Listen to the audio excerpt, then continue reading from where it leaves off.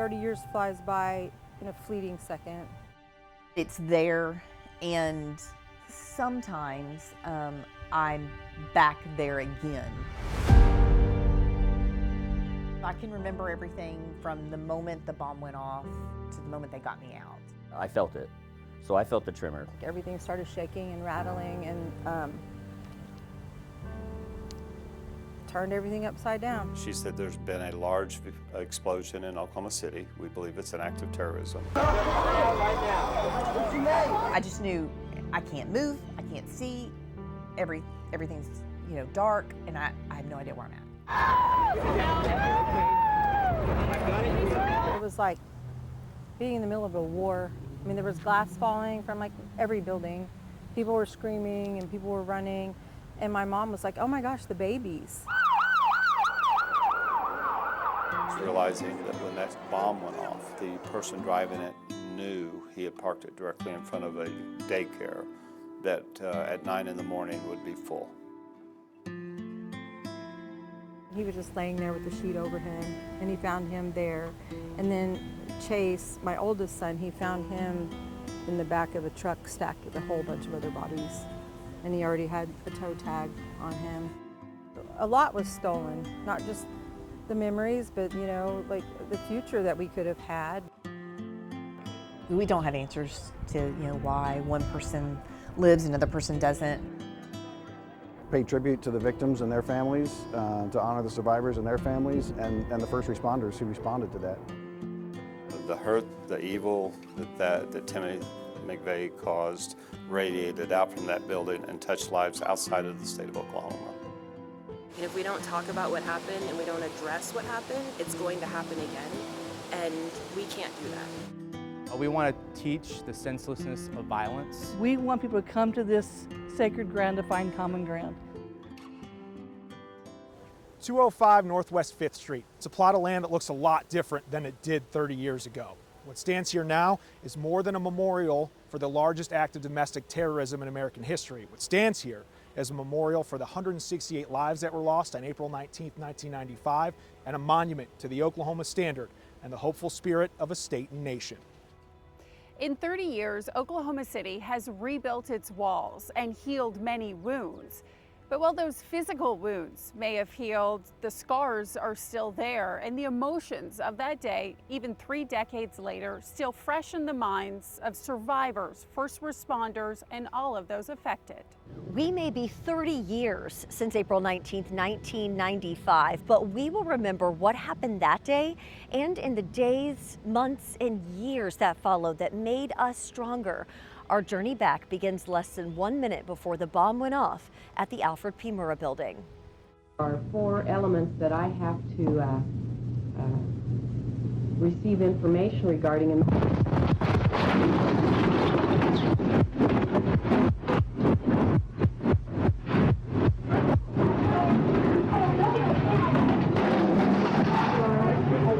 Everybody, let's get out of here. April 19th, 1995.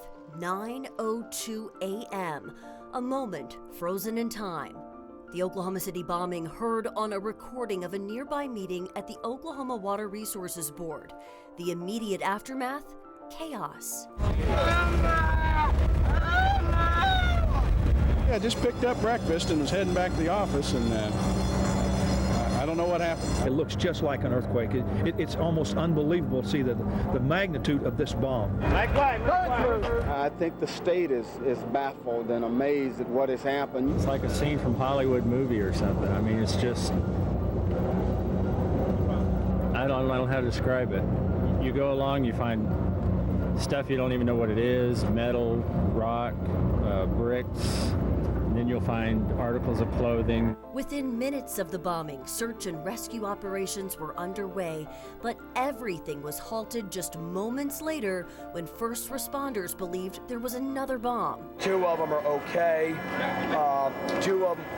To the street, away from the building. What happened? They think there's another bomb. Let's go! 3 blocks, let's go! Come on, man, let's go! As nighttime fell and the calendar turned to April 20th, the hopes of finding any survivors dwindled. These are my sons, Elijah Coverdale, who is 2 years old, and Aaron Coverdale, who is 5 years old, and they both have been attending the daycare center in the building for close to 2 years now. So far, they have not been found. I don't think rescue people ever run out of hope. I guess, as the governor said, maybe cautiously optimistic. 77 minutes after the bombing, a man by the name of Timothy McVeigh was arrested 80 miles north of Oklahoma City in Noble County. He was driving a car without a valid tag, and a trooper found he had a concealed weapon on him. It wasn't until the day after the bombing that the FBI was able to pinpoint him as the suspect. Agents had found the rear axle of the Ryder truck he parked in front of the federal building full of explosives. That axle yielded a VIN number, and agents were able to identify Timothy McVeigh as the suspect.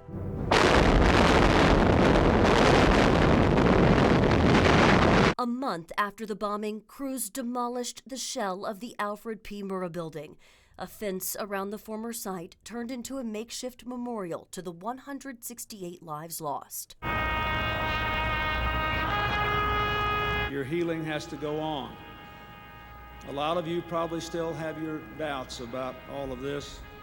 I'm sure there's some lingering anger and even some rage and dark and lonely nights for many of the family members.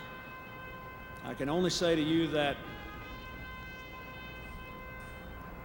the older I get, the more I know that we have to try harder to make the most of each day and accept the fact that things will happen we can never understand or justify. Friends, family members, and co-workers remembered those who died in church services and remembrance ceremonies a year after that bombing.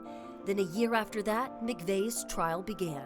Well, I think we're all anxious to hear what the jury will say and to tell us what their view of the evidence they heard is. On June 2nd, 1997, McVeigh was found guilty of conspiracy, using a weapon of mass destruction, murder, and more.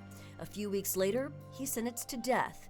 Co-conspirator Terry Nichols was found guilty of conspiracy and involuntary manslaughter, but was spared the death penalty. Instead, a judge ordered him to spend the rest of his life in prison. Then, in 2001, McVeigh became the first federal prisoner executed in the U.S. since 1963. The court order to execute inmate Timothy James McVeigh has been fulfilled. After 5 years of makeshift memorials, the Oklahoma City National Memorial opened. A reflection pool, museum, and 168 empty chairs for the victims. I can really feel the emotion and the sorrow and the healing that's taken place because of what's gone on in this city. We can say, okay, one of those chairs is my wife's chair, and I'll pick it out and I'll go sit it. It's a place for America to come by and just pay the respects and just make sure America doesn't forget about this tragedy. Every year on April 19th, we remember that day on the site of where the Alfred P. Murrah building once stood, continuing to do so 30 years later to honor those who were lost, those who survived, and those changed forever. Of the 168 victims in the bombing, 19 of them were children. Children as young as infants with entire lives ahead of them. Lives cut tragically short and entire families torn apart. Jameson Kiefover shares with us the story of one woman who lost not one, but 2 children that day. It's just been so long ago, but the memories of that are still so vivid. I mean, everything I did was for Chase and Colton. I was the best mom. I mean, I lived for them, so that they were my entire world. Chase and Colton Smith, the brothers, just 2 and 3 years old, would be in their 30s today. Even as very young, toddlers, they just showed so much compassion and love to each other and to everyone in our family and to everyone they met. They loved animals, and it just makes me wonder what they would be doing. Would they be married? Would they have kids? I mean, would they be gay? I don't know. I wouldn't care. I wonder all the time. Their mom, Edie, was just 22 years old when the boys died in the Oklahoma City bombing. She met us at 6th Street and Harvey Avenue, now the Oklahoma City National Memorial and Museum. This was the street, I guess, where the water was. It's hard to picture. But 30 years ago, this was the site that changed her life forever. It was a beautiful day, just like today. April 19th, 1995 started as a special day. She closed on a new house the night before and was celebrating her birthday with coworkers that morning. I was on top of the world. I mean, what 22-year-old buys a house?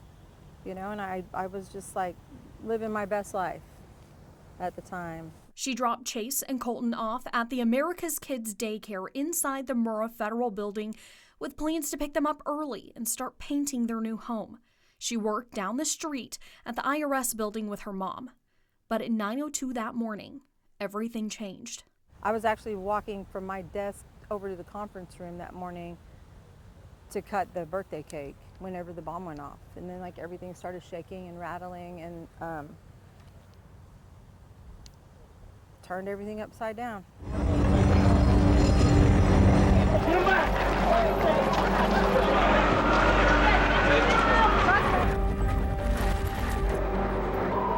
And we could see smoke pluming up from here. I mean, it was just billowing in the sky. And when we walked out the door, it was like being in the middle of a war.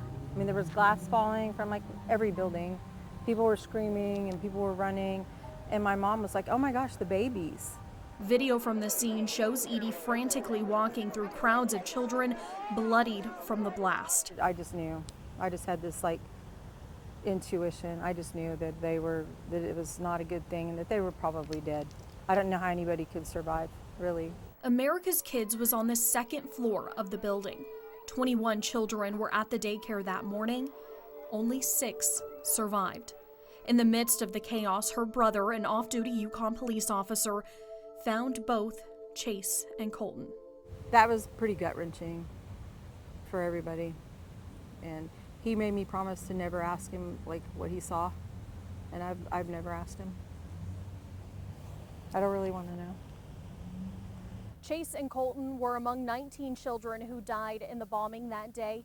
Now overlooking the reflecting pool, the field of empty chairs holds 19 smaller than the rest, symbolizing those children who were taken when they were just so little.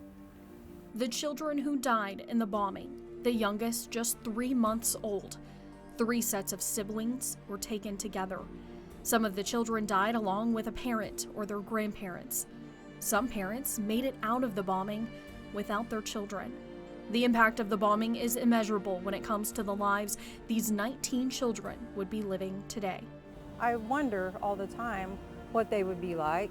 Just like they were as lively little boys, always together, Chase and Colton were buried together in downtown Oklahoma City. Through the years, Edie and her family have shared their story, and through it all, she looked to God for strength and forgiveness, even for the men responsible for the destruction. Well, I'm a Christian, and I believe in forgiveness, and you know, I can forgive both of them for what they've done to my family, but that doesn't mean that I like them very much, but you know, they need to get saved. They're on a one-way train straight to hell, and you know, God will forgive them too. Following the bombing, children from around the world sent artwork to Oklahoma City, praying for Oklahoma and sending a message of hope. Those paintings are now featured in tiles at the entrance of the memorial. And today, children can still leave drawings and messages on chalkboards built into the ground, creating a path toward healing.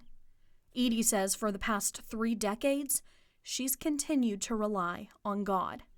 When you have a strong foundation of faith, it really helps a lot. I can't imagine like just believing there's nothing after you die. There's something. You know, I believe Chase and Colton's spirits are with me all the time. She comes here just once a year for the Remembrance ceremony with her family, including the son and daughter she had after the bombing. They've grown up with this tragedy, but Edie says they focus on the good. Would you consider yourself healed from this situation today? The healing process, I mean, maybe it takes a lifetime. I'm glad that I had the time I did have with Chase and Colton. They never experienced any pain or heartache. They just got to be happy little boys. In the daycare that day was PJ Allen. At just 18 months old, he became the youngest survivor of the bombing.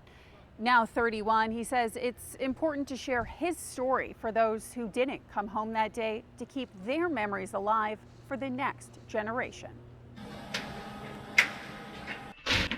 PJ Allen credits his grandma with helping him to find his passion. My grandma always knew I was fascinated with electronics, just based on how many I took apart and didn't put back correctly in the house when I was growing up. But she put the bug in my ear that I should try my hand at avionics. For a little over a year, the 31-year-old has been working as an aviation technician. You're probably not going to do the same thing in back-to-back days. Everything's constantly changing. And it's in the hangars of Tinker Air Force Base that Allen has found his purpose. My injuries that I was given due to the accident, it's highly unlikely that I'll be able to do a service job, like be a firefighter, be a soldier, or a police officer, just due to the physical restraints. So when working here, it allows me to give back and provide some sort of service to help out to the very same people that was there that day, helping out everyone else. We've got several injuries downtown on an explosion. That day isn't one he remembers. He was just 18 months old and had been dropped off at the daycare in the Alfred P. Murrah building when the bomb went off.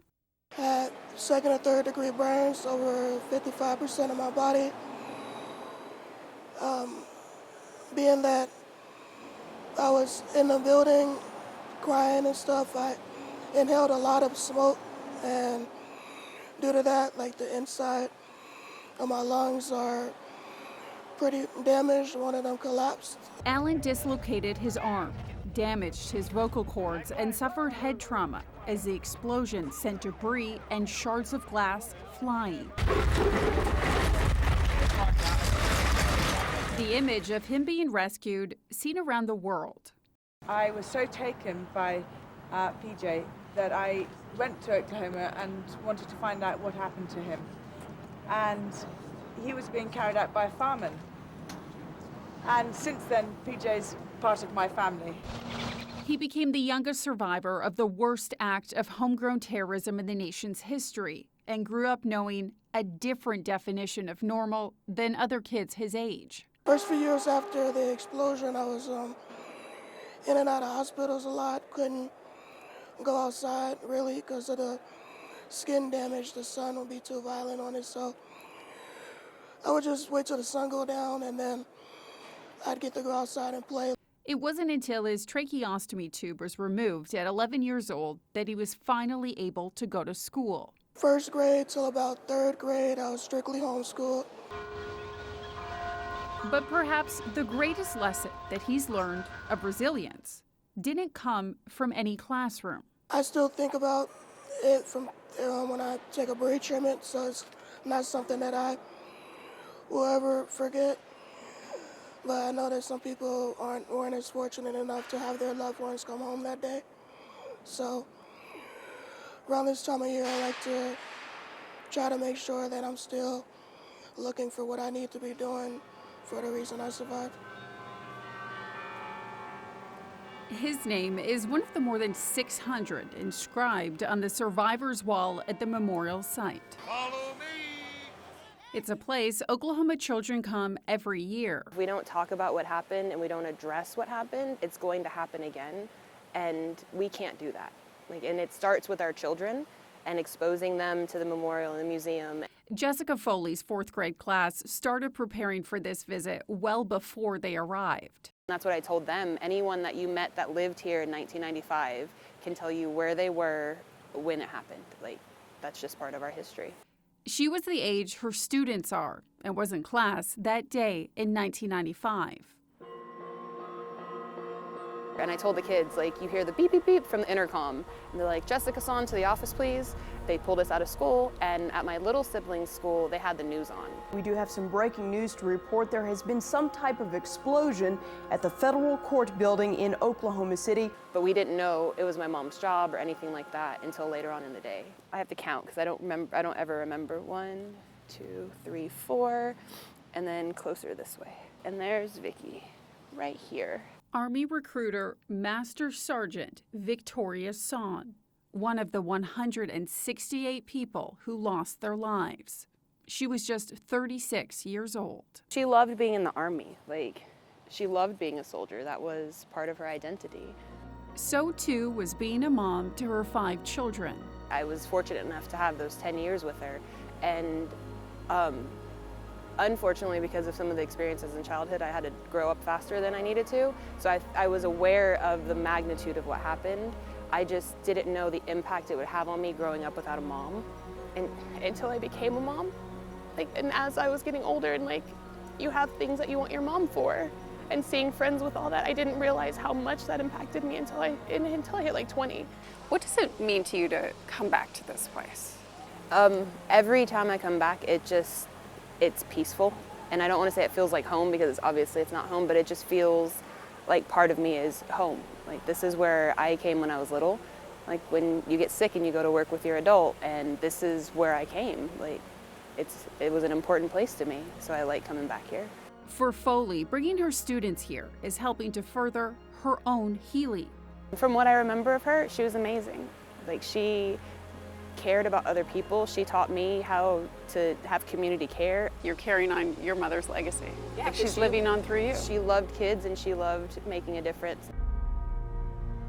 We see the photos of the 168 people killed in the bombing here inside the Memorial Museum, and there are these chairs outside the memorial site, but 600 people made it out of the wreckage alive. One of those survivors is former credit union employee Amy Downs, or Amy Petty as she was known then.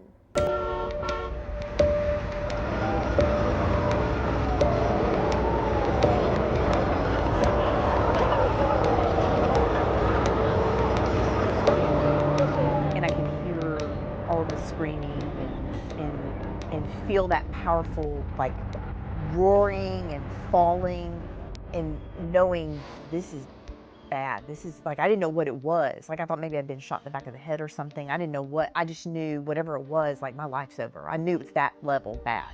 You fell 3 floors? I fell 3 floors, yeah. And I was still in my chair, upside down, buried in around about 10 feet of rubble. Buried alive for hours under the rubble of the federal building, 28-year-old Amy Downs found herself alone and confused in the darkness. Was it hard to breathe? Very hard to breathe. And when I could get air and I would breathe in, it would just burn all the way down. Hope slipping away as she heard rescuers rush away due to the threat of another bomb. Facing death, Downs began pleading with God for a do-over. She was 335 pounds, had flunked out of college, and was filled with regret.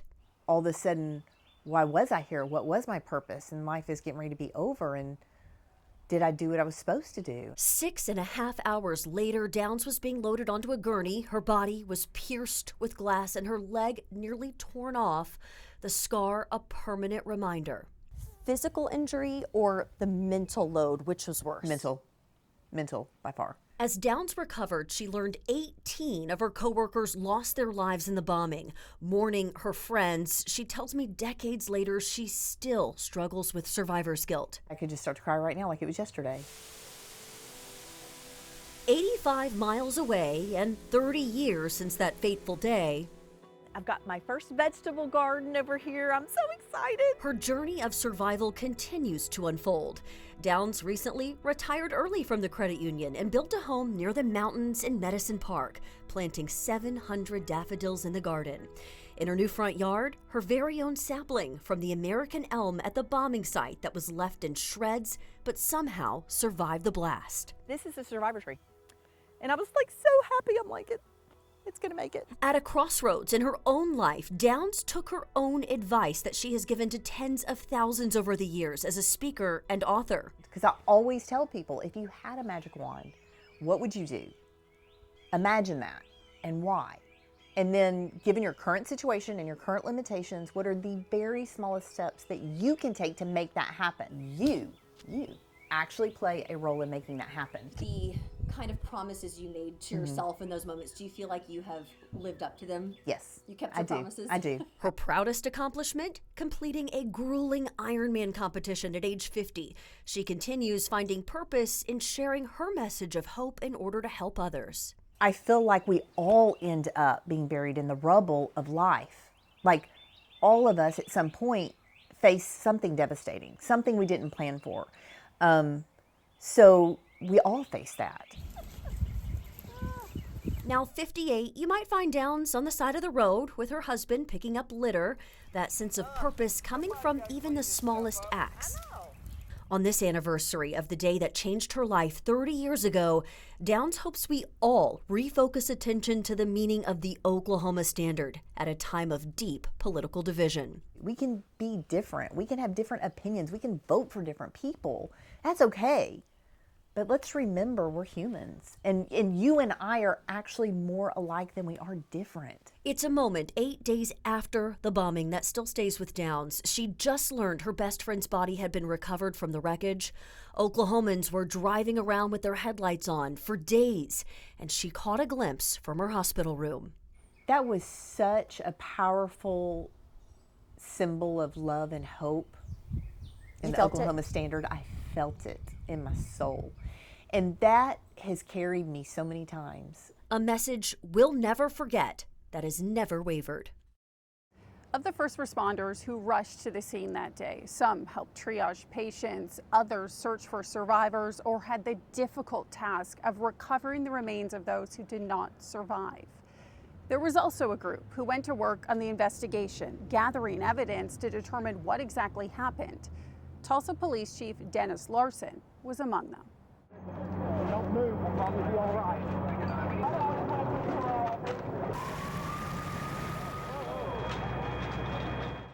In the aftermath of the explosion, chaos over the threat of another one. So you need to go that way, here. The police are asking everybody to get out of the buildings and back up to the stoplight corner.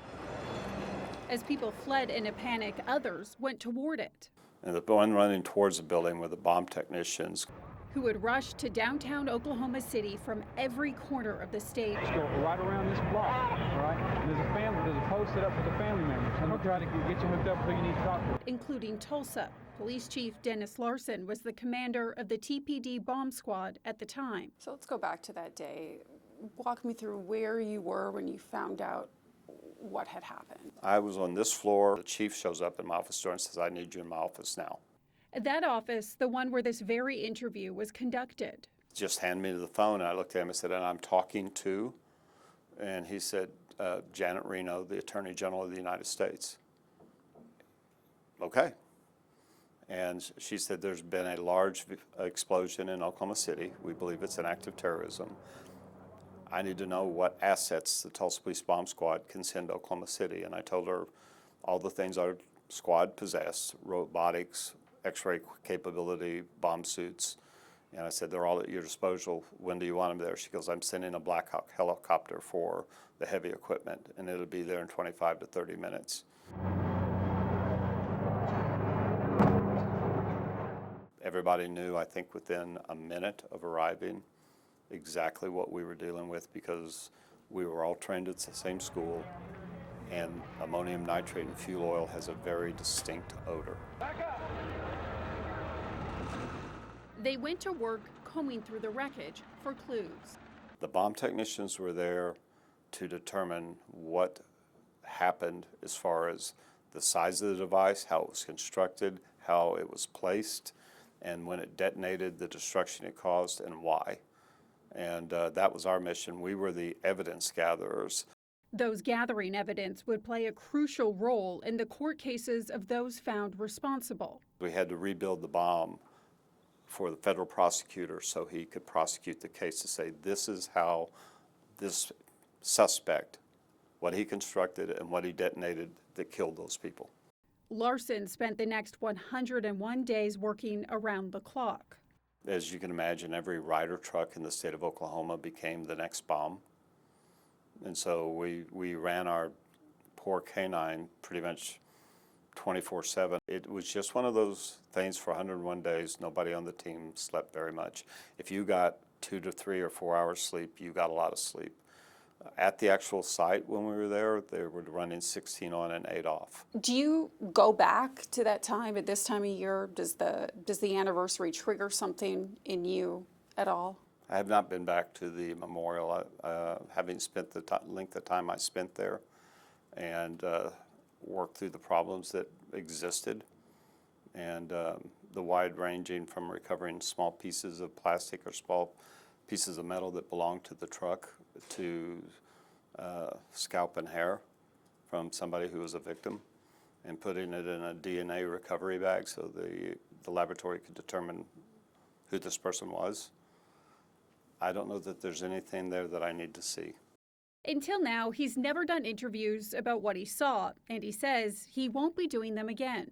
How did responding to the call and then spending the next 100 days there, how did that impact you as a person?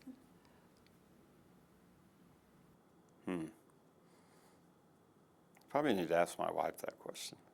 Probably the hardest of that whole ordeal was realizing that when that bomb went off, that truck bomb went off, that the person driving it knew he had parked it directly in front of a daycare that at 9 in the morning would be full of the children of the men and women who worked in that building. And I cannot think of anything that demonstrates evil more than that. The worst act of domestic terrorism and the people tasked with investigating it, like Larson, led to equipment upgrades, increased training, and a better understanding of the threat landscape. It was like a turning point in how vigilant we had to start, what we had to start looking for, and what we had to do to try to make it never happen again. Since the Oklahoma City bombing, so many changes have been made across the nation in the way cities and states prepare for potential acts of civil unrest and domestic terrorism. Oklahoma is no different. All kinds of organizations coming together in the event of a crisis, and we wanted to find out how Oklahoma's preparing to keep their people safe. I have the utmost confidence in the team here at FBI Oklahoma City that in the event something happens, they're all going to respond and answer the call. Doug Goodwater, special agent in charge of the FBI Oklahoma City field office, says responding to large-scale events in the state now take a hand-in-hand approach. It is a whole team approach, and when I say whole team, I mean the whole FBI office here in Oklahoma, all of law enforcement in Oklahoma, our state, local, and federal partners. The FBI, Sheriff's Office, Department of Emergency Management, and National Guard, among others, are all prepared in the case that violence strikes the state again. We would bring every resource we have to bear to either assist our partners or to lead the investigation. And in these types of situations, the first step is to establish communications and command of the scene. Primary responsibilities would be securing the scene and then taking care of medical needs. But while that's going on, we would be sending people forward to be able to coordinate in person and evaluate the scene to see what resources might be needed. Of the resources coordinated, one squadron based in Oklahoma City was made by the decree of President Bill Clinton after the Oklahoma City bombing and the original attack on the World Trade Center in 1993 inspired a change in defense strategy. President Clinton at the time noticed there was a big gap in the capabilities for response for domestic terrorism. 10 specialized teams were initiated, one for each FEMA region. Now there's 57 teams across the country, with the third team in Region 6 residing in Oklahoma. This National Guard unit is full-time as opposed to the one weekend-a-month squadrons and can be at any disaster in Oklahoma within 60 minutes. Chemical warfare, biological warfare, explosive attacks, anything that the state of Oklahoma or the country might need. Aaron Daughtery, Deputy Commander for 63rd Civil Support Team, describes the edge this unit gives in a pressure situation. We have specialists throughout the whole team. There's only 22 of us, but every one of us comes from a different background. Because we go through all that training and we're all different backgrounds, it really doesn't matter what the problem is. There's somebody on the team that can handle it. While the 63rd can handle a large scale of situations, Matt Chevany, who is a special agent bomb technician team leader for the Oklahoma FBI, took us through some of the tools he uses in case of an emergency. Imagine some type of hostage device. Someone has taken you hostage and put a device on you, and now we use everything in this bag in order to take it off you safely. So this just happens to be one of our fiber scopes to be able to, for example, if we cut a hole in the side of this van, I could put this in there and take a look and see what's going on in the van without just running the door all the way open. Genevieve says one of the biggest changes helping response over the years is the training. One of the guys that was one of our primary trainers in this tactical realm, he started off with Combat Applications Group back in the day, and he pretty much had a Leatherman and a toothpick, and that was his kit. No one knows this more than Brigadier General Colby Wyatt, director of the Joint Staff of the Oklahoma National Guard, who was on the ground during the Murrah building bombing 30 years ago. So I look at how we were developed back then in 1990 and the events that had us doing that type of operation to where we are now, and the level of training that we put into it now is by far surpasses anything we did back then. He can recall the original civil disturbance training he did was only 4 hours long. We would pull out the equipment like the shields and the wooden batons, maybe the face shields for our helmets, and we would line up and go through what we called stomp and drag. Now every incident picked apart and analyzed to create a system moving forward, trying to create a plan for potential unknown threats. We evaluate every incident we respond to, try to find ways to see what we did well and what we can improve, and we take those lessons learned and we incorporate them into additional trainings going forward. But the most revolutionary piece of technology isn't something you'd find exclusively in a military building. Adam Hedrick with the Oklahoma National Guard says most of you can actually find it on you right now. The fact that everyone has cell phones and we have the 800 megahertz radios now to be able to speak, those are the big advantages. Moving forward, all responders agree a good base of communication sets the standard for the way threats are prevented, controlled, and handled both now and in the future. The biggest thing is the relationship building. So knowing who at Department of Energy, knowing who at the State Emergency Management Office, knowing who to call or what number to call so you can get the right people in play was the biggest thing. Survivors, families of victims, and first responders continued to deal with trauma from April 19, 1995. That is why the Oklahoma State Department of Mental Health launched Project Heartland just hours after the bombing. It was the first coordinated trauma response in the nation. Those efforts 30 years ago continue to have a ripple effect. Jamison Kiefover shows us how.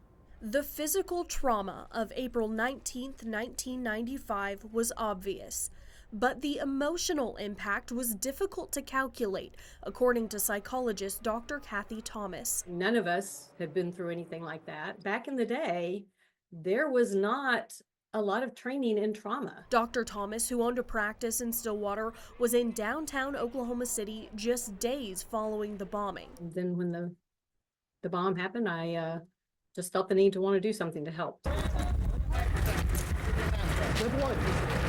Going down there and realizing, kind of how crazy that was to think about these are human beings that are being exposed to this on a regular basis, but especially in a big event like that. And it's kind of crazy to think they wouldn't be impacted by that. Following the bombing, Project Heartland, the first large-scale trauma recovery program, was launched by the Oklahoma State Department of Mental Health with help from the federal government.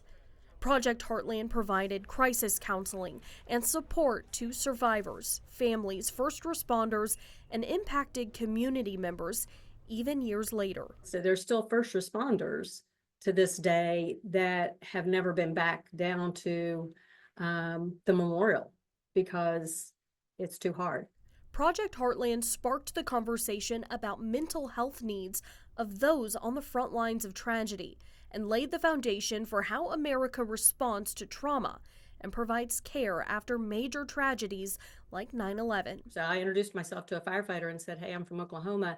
And immediately it was like, oh, you know. Those efforts led to PTSD research and support that's still offered today by the Oklahoma Department of Mental Health and Substance Abuse Services. In the field of trauma, it really not only put us on the map as a department, but also the trauma-informed practices on the map.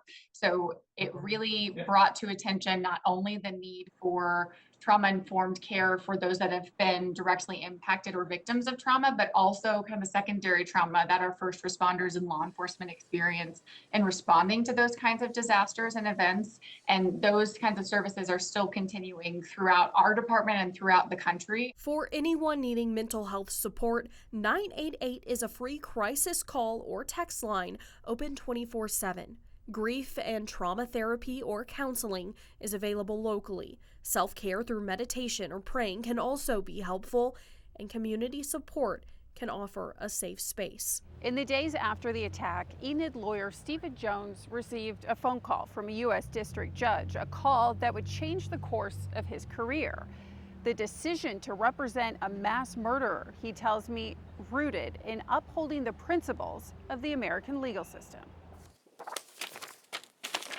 Stephen Jones had been a part of controversial cases, but as lead defense counsel for the Alfred P. Murrah building bomber, the attorney living in small-town Oklahoma was thrust into the international spotlight. I don't think I've been involved in one in which I thought my family or my home or my business associates or even the building in which I practice law could be at risk. Was that a difficult decision for you to make? I believe strongly in the right of people charged with crimes, no matter how serious the crime is or how terrible or their character. Everyone is entitled to a vigorous defense. The next 2.5 years of his life were devoted to defending the most hated man in America. 17,000 statements, 100 volumes of photographs, 359 hours of videotape, 149 hours of audio tape. But the number that stood out above all, 168. I sat in my hotel room or an apartment and marked off the 168. It killed grandmothers and grandfathers and grandchildren and aunts and uncles and nieces and nephews and brothers and sisters and husbands and wives. Jones is now in his 80s and is still practicing law in Enid, Oklahoma. 30 years later, he remembers, as if no time has passed, that first encounter with Timothy McVeigh in El Reno. And a young man in khaki uniform. Crew cut, completely different than the walkout at Perry. The 1,000-yard stare was not there. He stood. I walked over to him, extended my hand, and I said, Mr. McVeigh, my name is Stephen Jones. I'm an attorney in Enid, Oklahoma, and I have been appointed to represent you. And he said, I heard you were coming. I just let him talk, and I told him, you may begin where you want to begin. He can speak candidly about the case now because it was ruled Timothy McVeigh waived his attorney-client privilege. Whatever we started with, it changed very quickly to his views of the present government and what had happened at Ruby Ridge with the shooting there and what happened at Mount Carmel with the Branch Davidians. And, I would question him. I said, well, why was it necessary? And I named two of the children that died in Oklahoma City. What was their contribution to your, why did they have to die? He said children died at Waco. I intend to recommend to the Department of Justice and the Attorney General of the United States that the death penalty be sought. Following a months-long trial in Denver in June of 1997, he was convicted and condemned to die. I certainly didn't see any evidence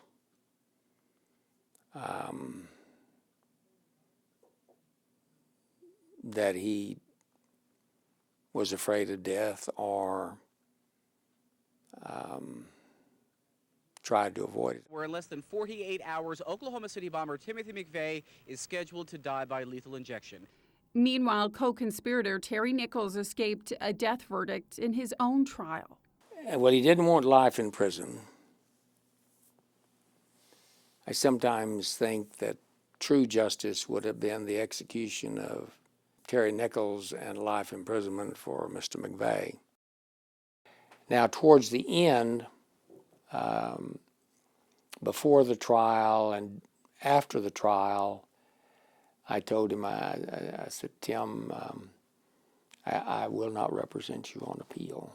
The emotional case taking a toll on him and the community. For lack of a better term, I will say the elites supported me, but the average Joe Sixpack was probably critical. The exact opposite was true. My trouble in representing Mr. McVeigh came from the elites, the people that influence public opinion in Oklahoma, the political leadership of the state, the Bar Association, some judges. But the average person understood it. While this year marks the 30th anniversary of the bombing, it also marks the 25th anniversary of the Oklahoma City Memorial Marathon.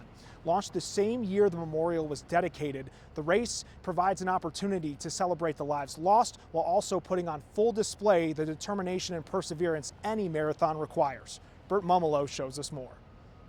It's a given that marathons are physically and mentally challenging.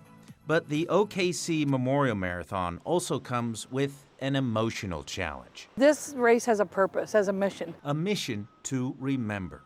The starting line is located on the street right next to the memorial. When you see those empty chairs, you know those people are gone. And before all the hoopla and adrenaline, there's a moment of silence. Let us pause to remember the lives lost on April 19th, 1995, with 168 seconds of silence.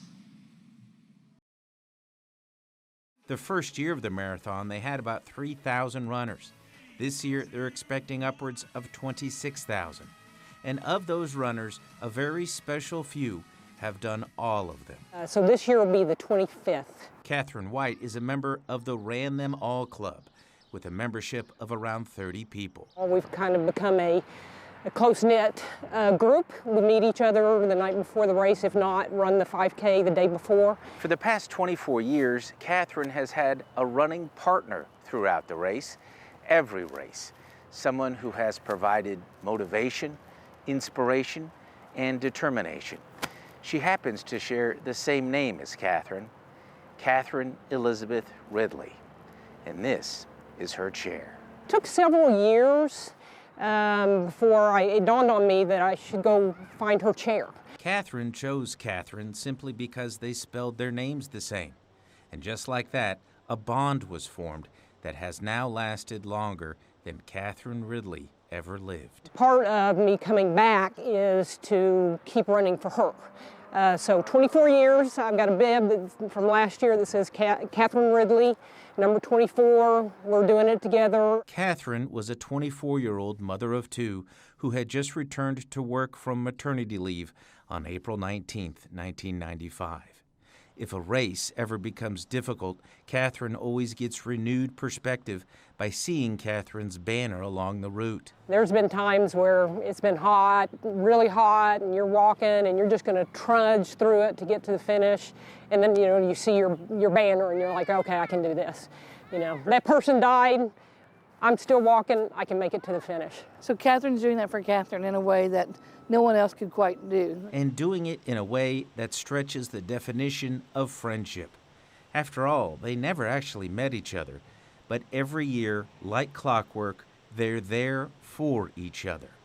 Two Catherines doing something great. It definitely gives your heart pause to know that someone needlessly lost their life, and that at least someone is thinking about them for many years. That's really the role the memorial, the museum, the marathon do, is they give us a chance to remember. And without doing that, it would be much easier for people to forget and move on to the next crisis of the day. When the memorial and museum opened, education programs for children were a top priority, as well as remembering what happened here. One school in the metro had more families impacted than any other. and its principal helped turn tragedy into a lifetime of lessons. Is it hard reflecting back 30 years ago? Very difficult.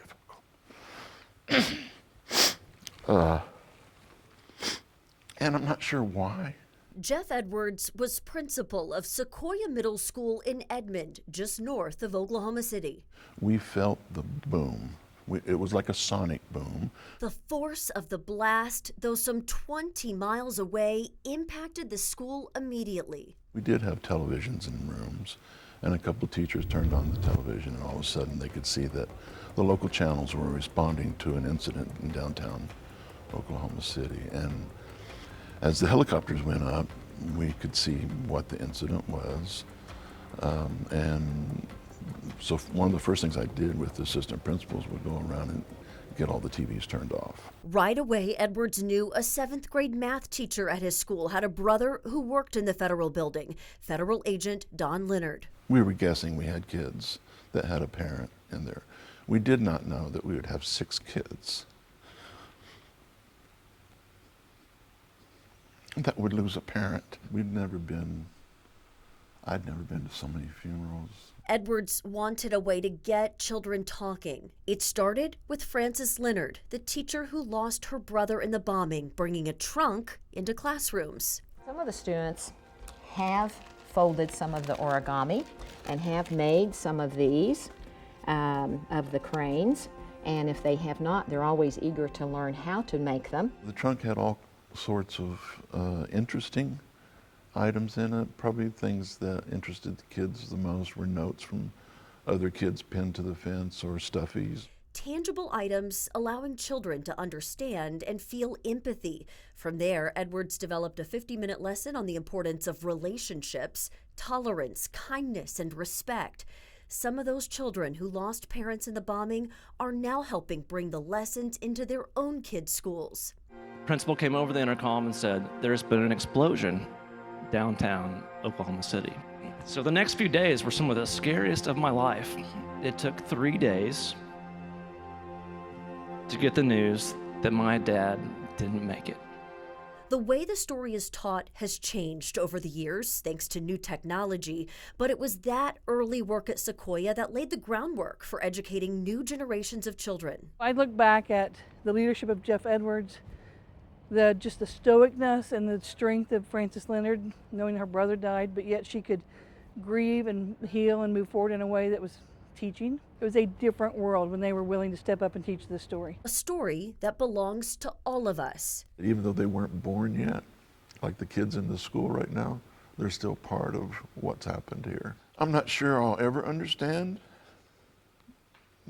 that, the power of that event has over people. A reminder that even from the most evil event can come lasting good. It doesn't take away the grief. The grief is there, always will be there.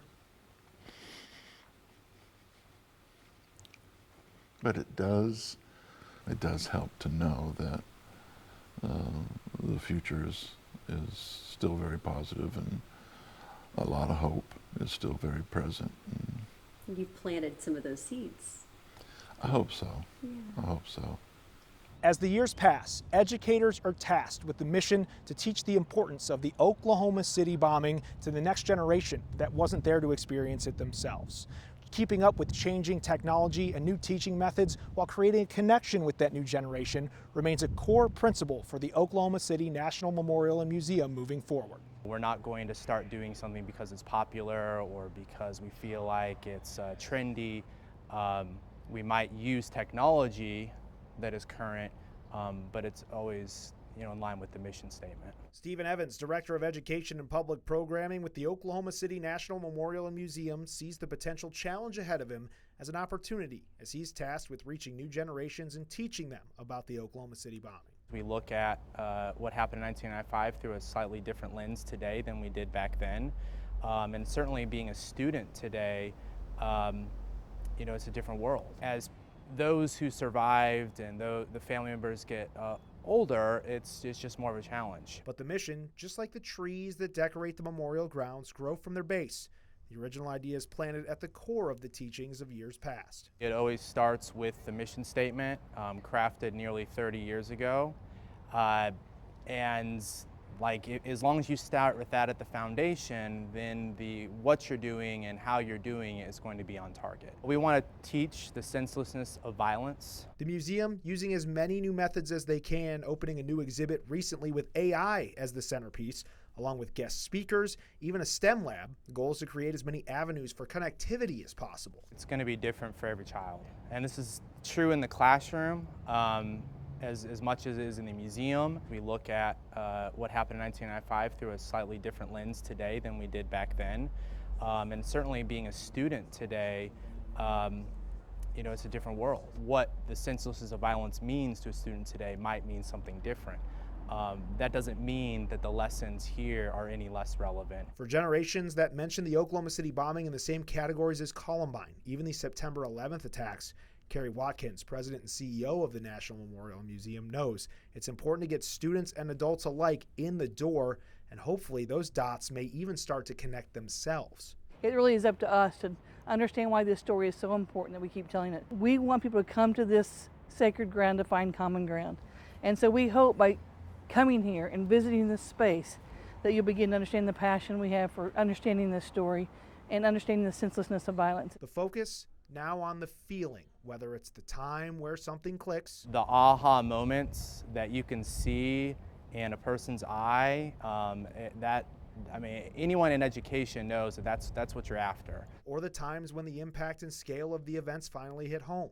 If we can get them to this ground, we can get them in this museum, and they don't leave with a pit in their stomach or a resolve to go make a difference, then we've missed the mark. Evan says when you boil everything down, there's one critical piece to make the lessons stick, and what he believes is the best method to accomplish the goals of the lesson. How does a student understand something that is, this monumentally bad?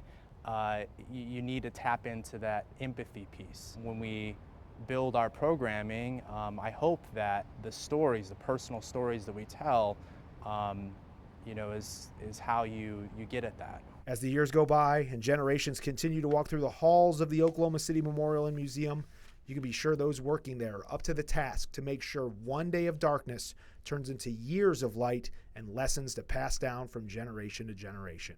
The times are different, the technology, the teaching may be different, but the basic tenets of service, honor, kindness, and teaching the senselessness of violence and that these people did not have to die will always be here. And it's up to us to make sure that it's taught correctly.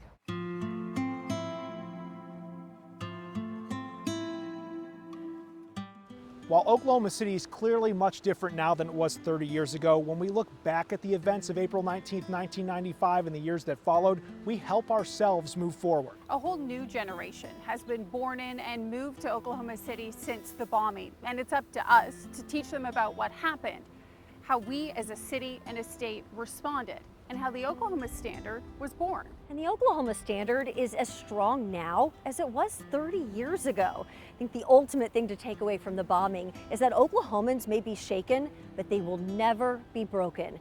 And the memories of the victims will never be forgotten. Thank you for joining us.